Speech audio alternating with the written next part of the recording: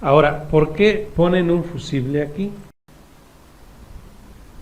Se dice que si llegáramos a tener una falla en esta tarjeta, en esta fuente, ahora ya puedo decir que es una fuente que eleva el voltaje, que es un step up, ¿sí? Es una fuente que eleva el voltaje, ¿sí? Esta fuente, si me llegara a fallar, como maneja voltaje muy alto, 40 voltios, ¿sí? Imagínense que algo pasara en esta tarjeta, ¿sí? Y la tarjeta regresara un voltaje de 40 voltios a la motherboard. Me daña la motherboard, me quema la motherboard, ¿sí? Eso sería lo que pasaría. Eso es bien importante saberlo. Entonces, si llegara a haber un problema de ese tipo, antes de que el voltaje afecte a la motherboard, antes de que llegue a la motherboard, se abre el fusible. Se abre el fusible. Y si hay una falla, pues se va a abrir el fusible y me va a proteger la motherboard.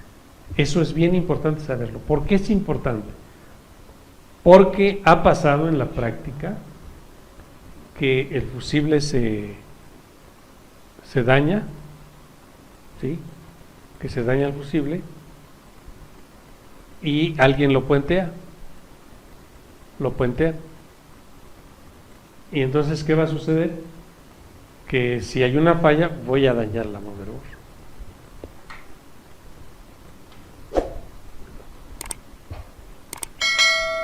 No digo, ¿qué pasó? ¿Nada? ¿Todo bien? Bueno, entonces, eso es importante, saber eso.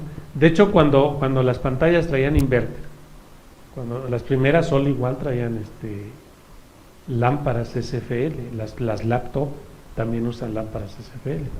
Cuando pasaba eso, se usaba un inverter, se los voy a mostrar. Y ese inverter, no, ya no lo traigo. Ya no traigo el inverter, ya no se los puedo mostrar. Pero bueno, se usaban inverters y los inverters también traían ese fusible. Y ese fusible también era para lo mismo, para proteger a la motherboard. Si nos llegamos a encontrar un circuito de este tipo, con el fusible abierto, no se nos ocurra puentearlo. Hay que cambiarlo por otro igual. Si se me vuelve a dañar es que hay una falla.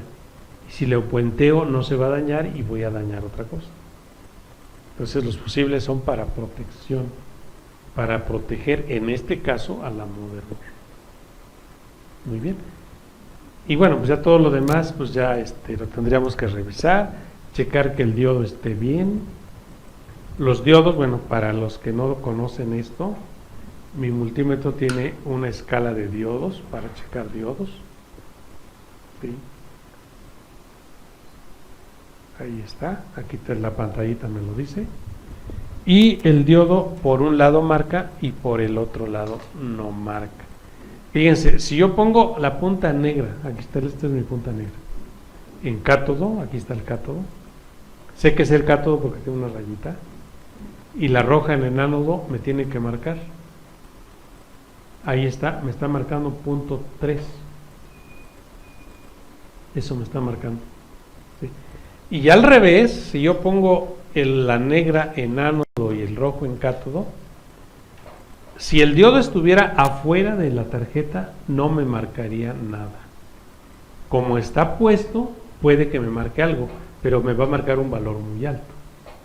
O puede ser que no me marque nada. Eso va a depender de qué componentes estén asociados al diodo. De hecho, no me marca nada. Vean, no me marca nada.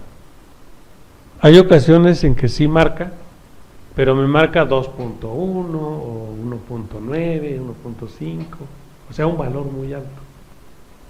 En este caso no me marca nada. Eso indica que está bien el diodo. Y repito, cuando me marca 2 o 1.5, 1.8, no es que eso esté marcando el diodo. El diodo no debe de marcar nada como ahorita. Lo que pasa es que me marca porque está puesto y otros componentes alteran el valor. ¿Sí? Y así sí me marca punto 3. El diodo está bueno. Llega a pasar que los capacitores que tenemos aquí, estos que están aquí, se llegan a poner en corto, ¿sí? Y ya apagan la fuente. Entonces, de igual manera, conviene medir de esos capacitores puestos, me tienen que marcar en ohms un valor alto. Un valor alto. Vean, ahí me está marcando en megas. Son megas los que está marcando. ¿Sí? Y está variando. Cuando los capacitores se ponen en corto me dan continuidad. O me dan un valor bajo pero no varía y se queda en el valor bajo. Y aquí me están marcando valores muy altos. Entonces quiere decir que no hay corto. Muy bien, pues eso es lo que podemos hablar de aquí. Y repito, ya depende de nosotros si queremos repararla o se cambia.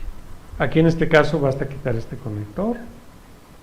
Y quitamos este, ¿sí? Quitamos los tornillitos y ya salió la tarjetita.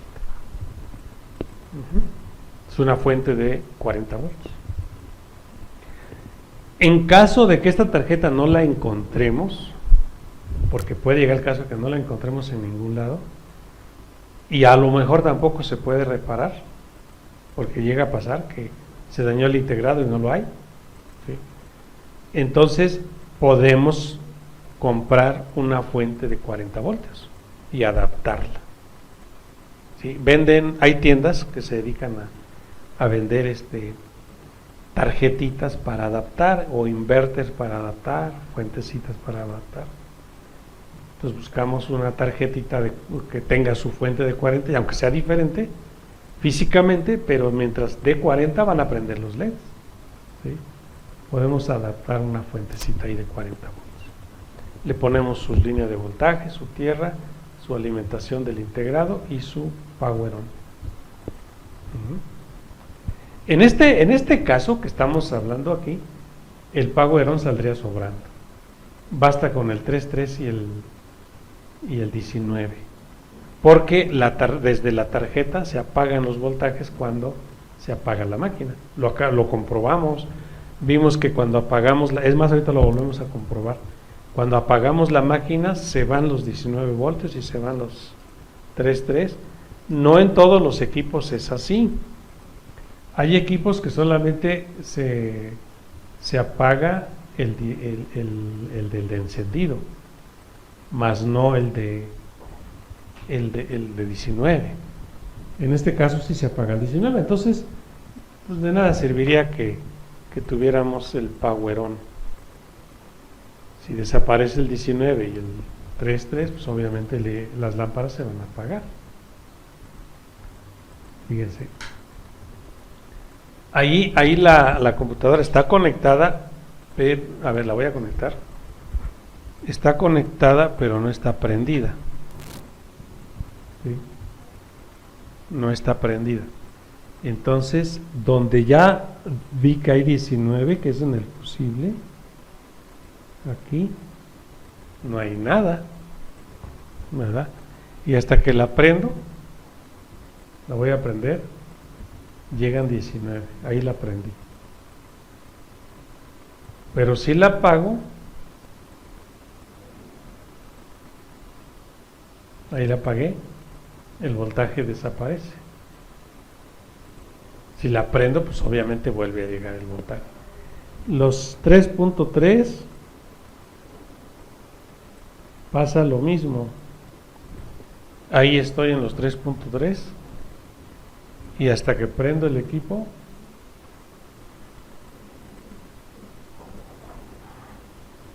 llegan los 3.3. Si se dieron cuenta, tardó en llegar. Entonces este es el del power, este es el de encendido. Vean, la voy a apagar. El de 12 llega de manera instantánea. Fíjense, voy a checar otra vez el de 12 para que vean la comparación. Ahí no tengo voltaje. Prendo. Y luego llega el voltaje. Oprimo power y luego llegan los 19. En cambio el otro, el que acabo de checar en el verde, si era en el verde, yo lo voy a checar en el verde. Se tardó en llegar. Fíjense, ya prendo el equipo. Ya lo prendí, no llega el voltaje, sigue prendido, y hasta ahí llegó. Entonces, ¿qué quiere decir? Que este es el del power. Se tarda porque el sistema hace un reconocimiento de todo, un chequeo, un checklist, vamos a decirle así, y hasta que llega la orden de power good, potencia buena, hasta en ese momento prende la lámpara. Entonces sí se tarda un tiempo. Bueno, entonces estábamos en que tanto el 12 como el 3.3 se van cuando se apaga la máquina. Entonces, si yo adapto una fuente, pues basta con que tenga el 3.3 y el 12 y su tierra, y con eso. O sea, compro una fuente de 40 voltios, obviamente de este tipo, no con transformador SOTE, sino de este tipo moderno, con MOSFET y bobina y diodo, ¿sí? Tipo step up, y lo puedo adaptar. De estos ya los están vendiendo para adaptar, para prender los LEDs. Y bueno, les comento porque puede llegar el caso de que alguien tenga la falla de que no prenden los LEDs y sea esta tarjeta, y le diga al cliente que ya no hay reparación. Ya no hay reparación porque ya no hay esa fuente. Y pues no tengo salida HDMI, ni tengo salida VGA, entonces no le puedo poner un monitor externo. Y tampoco le puedo decir al cliente que la tire ya, ¿verdad? Si todo está bien, pantalla y motherboard, y todo está perfecto, disco duro, todo, y nada más es esto. Pues tengo que buscar una solución. Y la solución es esa: comprar una fuentecita de estas y adaptarla. Pero para esto, pues yo tengo que saber de cuántos volts son mis LEDs, ¿verdad? Y eso lo sé. Fíjense, en este caso, yo ya sé que son de 40, porque en la salida tengo 40 volts, ¿sí? Pero ¿qué pasa si mi tarjeta está dañada y no me da salida y no sé de cuántos volts son los LEDs? Para eso, en el taller tenemos que tener una fuente variable de laboratorio, así le llamamos, ¿sí?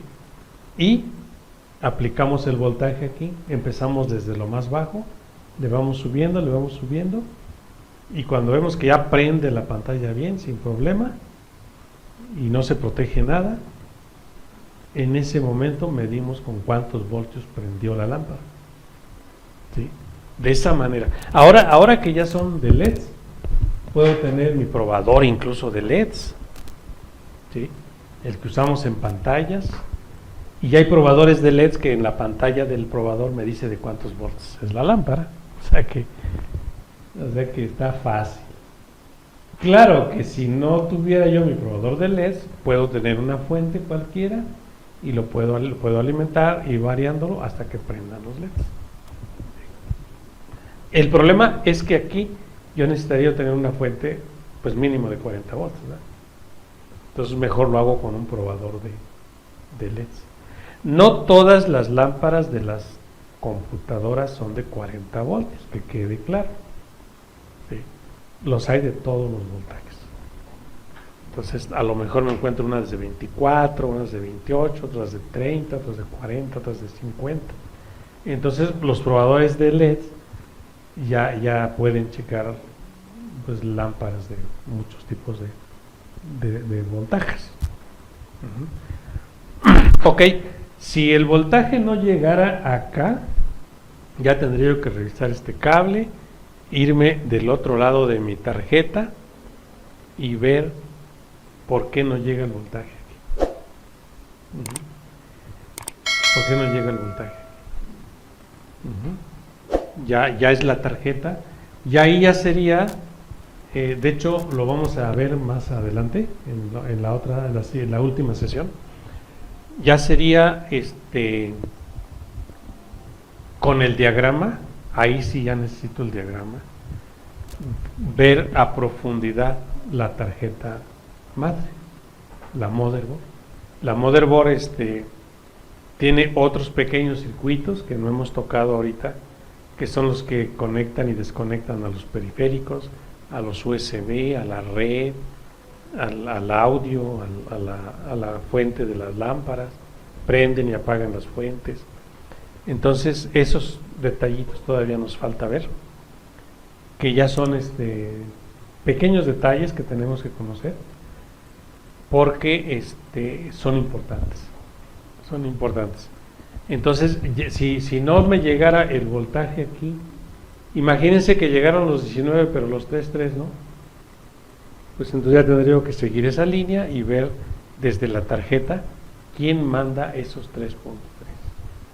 Seguramente es un MOSFET que está apagado, y cuando en el momento en que se requiera que prendan las lámparas, llega el pulso, prende el MOSFET y manda el voltaje para acá. Todo actualmente se hace a través de MOSFET, de circuitos integrados MOSFET. Muy bien. Entonces vamos a continuar, vamos a hablar. Bueno, de aquí ya quedó claro, ya checamos lámparas, ya checamos voltaje, ya vimos el circuito. De hecho, aquí está repetitivo lo que ya vimos, los voltajes que llegan al conector. Y bueno, si yo me voy hacia el lado de la motherboard,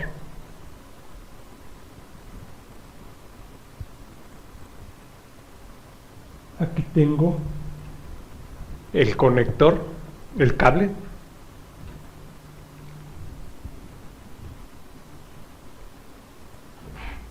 Aquí está. Que viene del circuito de las lámparas. Es este. Aquí tengo los mismos colores, de hecho son los mismos que llegan allá, ¿sí? Y aquí tengo varios componentes, que es lo que vamos a analizar más adelante, que son los que van a través de esos componentes, son los que van a hacer que el voltaje pase hasta que prenda el equipo. Vean lo interesante, aquí también tengo otro fusible. Vean, hay una doble protección. Hay un fusible en la tarjeta y hay un fusible aquí en la tarjeta, en la motherboard. Vamos a ver si el fusible es del mismo voltaje. Ahí está. Y de hecho está en la misma línea de 19. En la misma línea de 19. Sí, es igual, es de 0. Tiene un 0 arriba. Una O. No es 0, es una O. ¿Sí? Entonces es del mismo amperaje.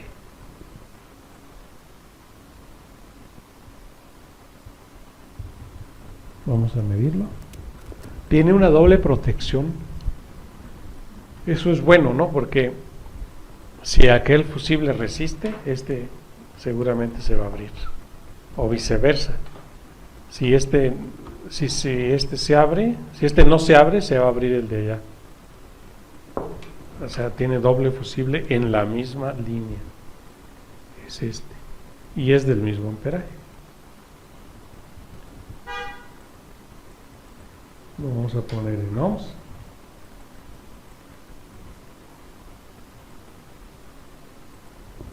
Ahí está. Punto 9. O sea, punto 8, punto 9 es como si juntara las puntas. El fusible no es más que un conductor de paso, ¿sí? Pero que tiene la característica de abrirse con cierta cantidad de amperes, ¿sí? Los fusibles se abren con amperaje, ¿sí? Entonces, cuando se alcanza el amperaje máximo del fusible, el fusible se abre, interrumpe el paso y evita un problema mayor, ¿sí?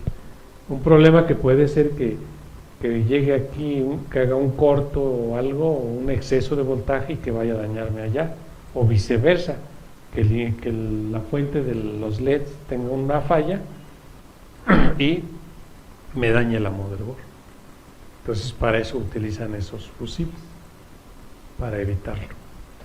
Y bueno, como comentario final de la parte de las lámparas, es que no siempre, fíjense, algo interesante, no siempre va a venir esta fuente así, ¿sí?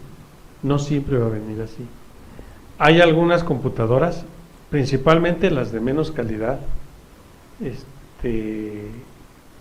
o más pequeñas, ¿sí?, donde este circuito lo meten dentro de la pantalla. Vean lo interesante.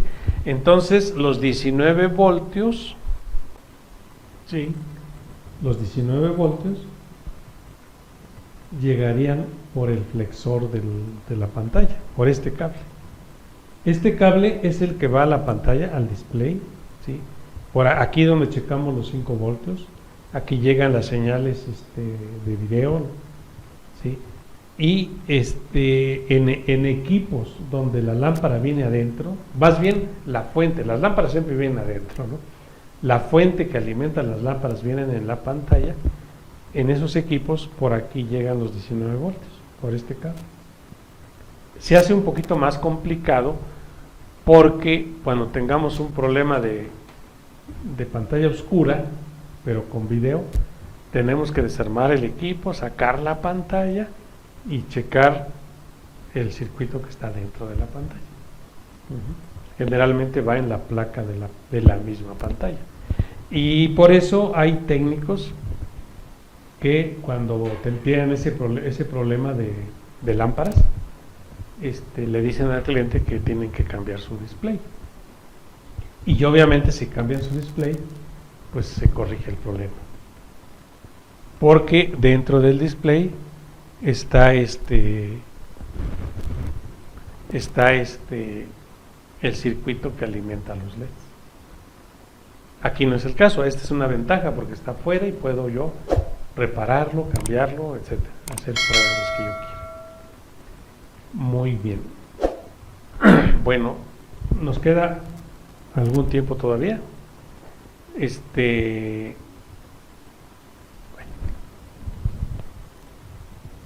Entonces vamos a hablar de, pues, ¿qué les parece si hablamos del disco duro? Vamos a hablar del disco duro. Nos falta el tema de los componentes adicionales de la mother, que también es importante, pero nos llevaría más tiempo. Entonces vamos a hablar del disco duro. Es muy común decir, obviamente en el medio así lo expresan, no es muy viable, pero bueno, es muy común decir que el disco duro es una memoria de la computadora. Muchos clientes dicen, mi computadora tiene una memoria de 500 gigahertz o tiene una memoria de 1 terabyte, más bien de 500 gigabytes, ¿sí?, o de 350 megabytes, o de 1 terabyte. Ya actualmente pues ya son en terabytes, ¿no? Se puede considerar como una memoria, pero no es una memoria en sí. Una memoria es aquella de la que ya vimos en otras clases, como es la ROM, la flash, la RAM. Esa es una memoria. O sea, esta que tengo yo aquí, esa tarjetita, es una memoria. De hecho ya hablamos de ella. Dijimos que hay memoria SIM, la memoria DIMM, DDR, DDR2, DDR3, ¿sí? En el caso del BIOS, que está aquí, el de la manchita, dijimos que hay memorias flash, hay memorias ROM, hay memorias EPROM. Esas son las verdaderas memorias, ¿sí? El disco duro lo vamos a considerar, mucha gente dice que es una memoria porque lo graban y ahí se queda grabado y no se borra, ¿no?, como si fuera una memoria, pero no lo vamos a considerar como una memoria. sino es un medio de almacenamiento, un medio masivo de almacenamiento. Masivo porque es en volumen alto, ¿sí? También se guarda información aquí en bytes, en kilobytes, en megabytes, en terabytes, ¿sí? Gigabytes, terabytes, kilobytes, megabytes. También se graba información en bytes y se queda grabado aquí, pero no se considera una memoria, es un disco duro, es un medio de almacenamiento. Tan es así que toda la información que se queda en el disco duro, toda la información que se queda aquí, se perdería si falla el disco duro. Eso es importante. Entonces se requiere que hagamos respaldo. Siempre le vamos a decir, la voy a quitar para que lo vean, ¿sí? Se requiere, siempre se le va a decir al cliente, vean, si yo fuera a cambiar el disco duro, esto es lo que haría. Quitaría este tornillo que tiene acá, ¿sí?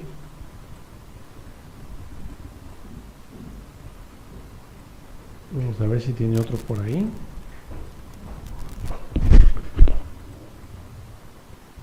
No, al parecer ya no tiene otro. Entonces ya nomás lo vamos a deslizar. Ahí está, lo deslicé para allá y salió. Tiene unas muescas aquí que van ensambladas abajo y sale. Este disco duro es importante que no se nos vaya a golpear, que no se vaya a caer, porque es muy delicado, muy delicado. Lo voy a poner aquí tantito, voy a arrimar para allá la máquina, ¿sí? Los discos duros son muy delicados. Si por accidente se me cae el disco ahorita de la mesa para abajo, lo más seguro es que ya no funcione, ¿sí? Antes eran más delicados que ahora. Antes, esta es una carcasa que tiene, se la voy a quitar. Antes eran más delicados. De hecho, hace muchos años las computadoras se les tenía que hacer un proceso antes de transportarlas de un lugar a otro, que se llamaba parquear, el parqueo, ¿sí? Había programas para parquear la computadora. ¿Y qué era eso? Era que el disco duro, sus cabezas, tiene cabezas de lectura, ¿sí? Se alejaban del disco, a través del parqueo, para que, como se iba a transportar la computadora de un lugar a otro, los movimientos, imagínense si la computadora nos los llevamos en un coche, en un carro, y en el trayecto nos encontramos con baches, con topes, y no tenemos cuidado, pasamos y todo, o la vibración simple del carro dañaba el disco duro si no hacíamos el parqueo, ¿sí? Entonces cuando se parqueaba, lo que se hacía era eso, se separaban las cabezas del disco para que no golpeara ni no dañara, y ya se podía transportar. Y cuando ya se instalaba otra vez allá, pues se tenía que desparquear, o ya se desparqueaba solo. Ahora ya no se hace eso, porque se dice que el parqueo es automático. Cuando se apaga, se parquea solito, ¿sí? Porque estos discos duros siguen siendo mecánicos, o sea, sigue siendo un plato, un disco, como los discos antiguos de música, y algo que va leyendo el disco arriba, como si fuera la aguja, ¿no?, de los discos. Pero en este caso es una cabeza magnética que va muy pegadita del disco y lo va leyendo. Por eso con un golpe la cabeza golpea el disco y se daña el disco, lo raya el disco o se rompe la cabeza. Bueno, muy poco tenemos que hablar del disco, porque estos discos ya a veces cuando fallan ya no tienen reparación, ¿sí? Ya no hay reparación. Lo que sí llegamos a hacer, de hecho se llega a hacer, imagínense que este disco se dañó, ya no prende, ya no lo reconoce la máquina, pero el cliente tiene información súper importante y nos pide, es más, dice que nos paga lo que sea con tal de rescatar la información. ¿Sí? Si el disco ya no prende, ya no lo reconoce la máquina, lo más seguro es que esta tarjeta se haya dañado. ¿Sí? Esa tarjeta. Entonces ahí lo que podríamos hacer es quitar la tarjeta, de hecho tiene tornillos, en este caso tiene unos tornillos de estrella. Sí.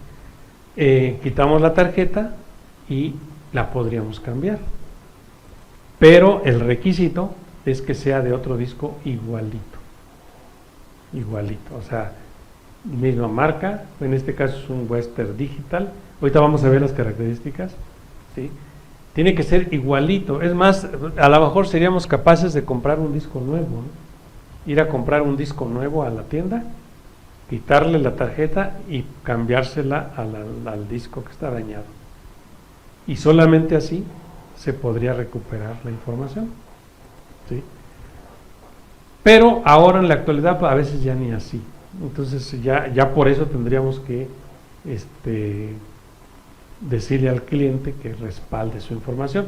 O sea, todos los trabajos que el usuario está haciendo, o las imágenes, los videos que está bajando de internet y que para él son importantes y los tiene guardados aquí, o fotos que toma y los tiene aquí, todo eso que lo vaya respaldando. Hay muchas maneras de respaldar. Se puede respaldar en una memoria USB, en una micro SD, en un disco externo, en otra computadora, etcétera, en memorias USB.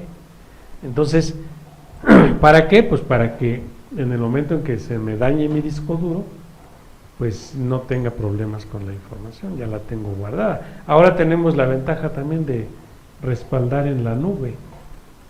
Hay servidores en la nube que podemos pues respaldar la información ahí, que prestan ese servicio. Si yo voy a cambiar un disco duro de una computadora, no necesariamente tiene que ser igualito. Eso es importante. Yo le puedo poner el disco que yo quiera. Es más, el cliente me va a llevar su máquina y me va a decir que quiere que le ponga un disco duro más grande a su máquina, que le quite el que tiene y que le ponga un disco duro más grande. Lo único que tengo que ver es que sea de la misma interfaz. Eso sí lo tengo que analizar, ¿sí? Que sea, por ejemplo, como que es SATA, este es un SATA, ¿sí? Y que sea de la misma, tal vez el mismo tamaño para que entre a donde va, y eso no necesariamente, porque yo puedo adaptar otro pequeñito ahí, ¿sí? Pero bueno, ¿yo qué necesito saber de este disco? Fíjense. ¿Qué características tienen los discos duros? Fíjense. Esto que trae aquí es la marca. Aquí, por ejemplo, dice Western Digital, lo dice completo, pero puede llegar el caso que nada más tenga WD. Entonces ya sé que es un Western Digital, ¿sí? Esto que está aquí es la matrícula del disco, ¿sí? Y bueno, este disco es grande, es de 1 terabyte. Aquí está, dice que es de 1 terabyte. ¿Sí? La matrícula, el número de serie y su capacidad, 1.0 terabyte, o sea, 1 terabyte. Va a haber casos que sea de 600 gigabytes o 500 gigabytes o 400 gigabytes, o sea, menos de 1 tera. O también hay discos de más de 1 tera. Este disco está grande, es de 1 terabyte. Otras características de los discos pues son la cantidad de cabezas que tiene, la cantidad de cilindros, ¿sí? Las pistas, vamos a ver si lo trae.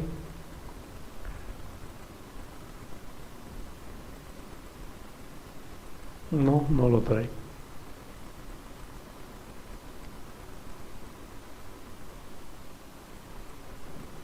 Viene el país de donde viene, de qué clase es, ¿sí? La fecha de que lo hicieron, es del 11 de septiembre del 2012, los voltajes que maneja, 5 voltios y 12 voltios, esto es lo importante, ¿sí? No vaya a ser que yo meta un disco SATA que ya maneja 3.3 y 5 voltios y lo voy a quemar, porque la computadora maneja en su cable de voltaje, maneja 12 y 5 voltios, aquí está, 12 y 5 voltios. Esos son los datos que trae. Muy bien, entonces este es el disco duro. Aquí estos discos es donde viene grabada la información de la máquina. Aquí instalamos los programas. Cuando decimos que vamos a instalar el Word, vamos a instalar el Office o vamos a instalar el Windows, aquí es donde se queda guardado, ¿sí? Todo eso es software, de hecho es muy sencillo cómo instalar todo eso, ¿sí? Se hace a través de en este caso, pues la máquina tiene unidad de CD todavía, entonces por aquí se mete el disco y se hace la instalación, ¿sí?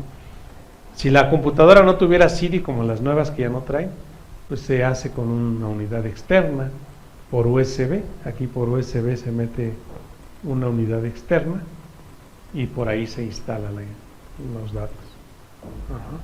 Entonces, este es el disco duro.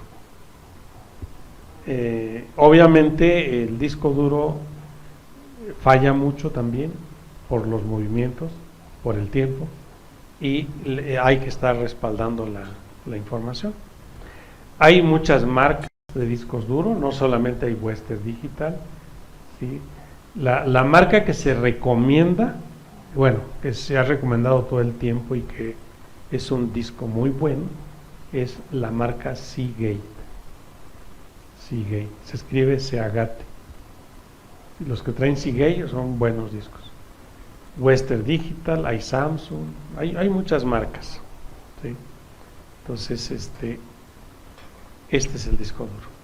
Y bueno, como les decía, si vamos a cambiar el disco duro, no necesariamente vamos a poner el disco de la misma marca. Puede ser cualquier marca y puede ser de otra capacidad también, más grande o más pequeño. Entre más grande sea el disco duro, pues obvio tengo más espacio para información, ¿sí? Y les comentaba que hay clientes que piden que les cambiemos su disco duro por otro más grande, porque pues a lo mejor el que tienen ya se llenó, ya no tiene espacio para guardar más información. El disco duro también se puede depurar. Depurar es quitar lo que el cliente ya no usa, ya no utiliza, y borrarlo y liberar espacio para guardar más información. Porque una cosa que pasa mucho en la práctica es que cuando el disco duro se está llenando ya, o ya está casi lleno, la máquina empieza a dar problemas. Se puede alentar la máquina, ¿sí? O puede ya no arrancar, ¿sí? Entonces tenemos que depurarlo o formatearlo inclusive, ¿no? Respaldar la información. A lo mejor el cliente ya le metió un montón de cosas, un montón de basura, como decimos nosotros, ¿sí? Programas que ni utiliza, juegos que nunca juega, y es más fácil formatearlo que depurarlo. Entonces lo formateamos, primero respaldamos su información, ya les comentaba cómo, y después ya lo formateamos. Formatear es borrar todo, dejarlo limpio como cuando se compró, como cuando estaba nuevo. Eso es formatear. Pero tenemos que volver a instalar otra vez los programas, ¿sí? Entonces, a grandes rasgos, ese es el disco duro. Eso es una pieza importante.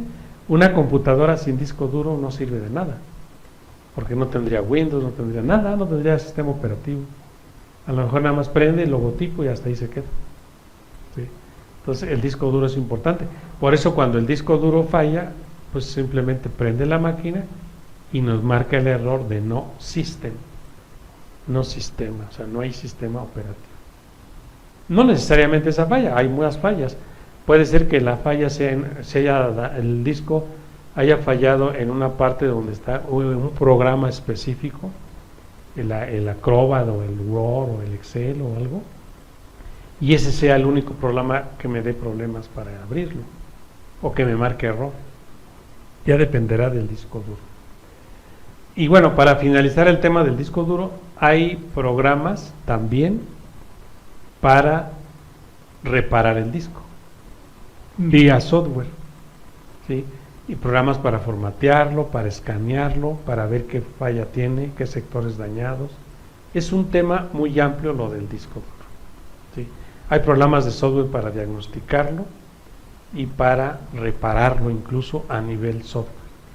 Si falla el hardware, o sea, algo físico, pues ya no hay reparación. Si es software, puede que se haya reparado. Muy bien, pues vamos a terminar con esto nuestro curso.